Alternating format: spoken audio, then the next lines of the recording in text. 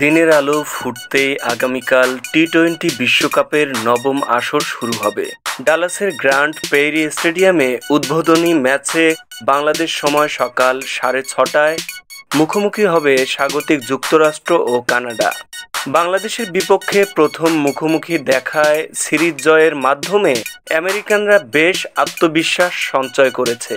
1844 সালের 3 দিনের ম্যাচে মুখোমুখি হয়েছিল দল দুটি, যেখানে কানাডা জিতে 23 রানে। এই বিশ্বকাপের প্রস্তুতি ম্যাচেও তারা নেপালকে হারিয়েছে। যুক্তরাষ্ট্র কানাডা দু দলই এবার প্রথম টি-টোয়েন্টি বিশ্বকাপ খেলতে নামছে। আয়োজক হিসেবে যুক্তরাষ্ট্রকে কোনো বাছাই পর্ব খেলতে হয়নি, আর আমেরিকান বাছাই জিতে টিকিট পেয়েছে কানাডা।